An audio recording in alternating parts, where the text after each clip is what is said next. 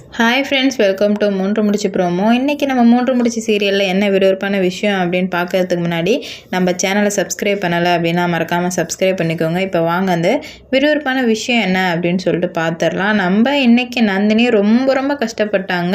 இவ்வளோ நாள் பட்ட கஷ்டத்தை விட இன்றைக்கி தான் நம்ம நந்தினி ரொம்ப கஷ்டப்பட்டிருக்காங்க. ஏன் அப்படின்னு பார்த்தீங்கன்னா, இவ்வளோ நாள் வந்துட்டு இங்கே உள்ளவங்க அவங்கவுங்களோட பிரச்சனைக்காக தேவையே இல்லாமல் தான் சண்டை போட்டிருக்காங்க. ஆனால் இன்றைக்கி நம்ம நந்தினியோட அம்மாவுக்கு திதி கொடுக்க போகும்போது சுந்தரவல்லி இப்படி பண்ணுவாங்கன்னு சொல்லிட்டு யாருமே எக்ஸ்பெக்ட் பண்ணவே இல்லை.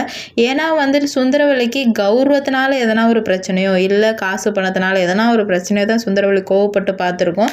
சம்மந்தமே இல்லாமல் நம்ம நந்தினியோட அம்மாவோட திதிக்கு வந்துட்டு இந்த மாதிரி ரியாக்ட் பண்ணி எல்லாத்தையும் தூக்கி போட்டு உடைப்பாங்க, தூக்கி போடுவாங்க, அது இது அசிங்கமாக பேசுவாங்க அப்படின்னு சொல்லிட்டு நம்ம எதிர்பார்க்கவே இல்லை. அருணாச்சல ஐயாவும் முக்கியமாக எதிர்பார்க்கவே இல்லை. அவரே வந்துட்டு நீலாம் ஒரு பொம்பளையா அப்படின்ற மாதிரி நினச்சிட்டாரு. நான் உன்னை எப்படியோ மனசுக்குள்ளே நினச்சி வச்சுருந்தேன், ஆனால் நீ எப்படியோ இருக்க சுந்தரவல்லி, இதுக்கு மேலே என் மூஞ்சிலே முழிக்காத அப்படின்னு சொல்லிட்டு நம்ம அருணாச்சலையா ஸ்ட்ரிக்டாக சொல்லிட்டாரு. இப்போயாச்சும் அவர் ஸ்ட்ரிக்டாக சொன்னார். எப்போ பார்த்தாலும் பொண்டாட்டி என்ன சொல்கிறாங்களோ அதுதான் சரின்ற மாதிரி நடந்துகிட்ருப்பார்.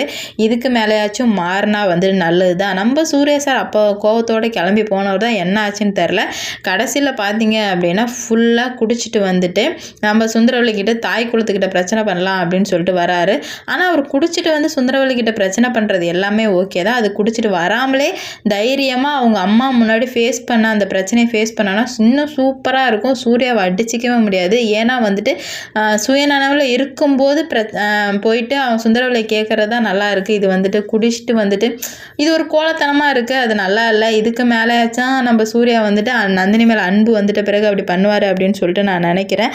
என்ன பண்ணுறாரு அப்படின்னு பார்த்தீங்கன்னா 4-5 பொண்ணுங்களை கூட்டு வர்றாரு. அது எதுக்காக கூட்டு வர்றாரு அப்படின்னு பார்த்தீங்கன்னா, இப்போ நந்தினி நம்ம திதி பண்ணலை, உங்கள் அம்மாவுக்கு திதி பண்ண விடலை சுந்தரவல்லி. இப்போ வந்துட்டு இப்போ வாங்கடா எவனா இருந்தாலும் நான் பார்த்துக்கிறேன், இப்போ வந்து நான் என் பொண்டாட்டி திதி பண்ணுவா, அதை நீங்கள் எல்லோரும் பார்க்குறீங்க அப்படின்னு சொல்லிட்டு சொல்கிறான் நம்ம சூர்யா. அதை நம்ம அதுக்காக நந்தினி ஃபோர்ஸாக நீ வந்துட்டு திதி பண்ணு அப்படின்னு சொல்லிட்டு எவ்வளோ சொன்னாலும் நம்ம நந்தினி இல்லை சார் என்னால் முடியாதுன்னு சொல்கிறாங்க. இல்லை நீ பண்ணு, நான் இருக்கண்ணே பண்ணு அப்படின்னு சொல்லிட்டு மிரட்டி பண்ண வைக்கிறாங்க. நம்ம நந்தினி வந்துட்டு திதி பண்ணுறாங்க. ஒரு பக்கம் மனசுக்குள்ளே சந்தோஷமாக இருந்தாலும் இன்னொரு பக்கம் பயங்கர கஷ்டப்படுறாங்க.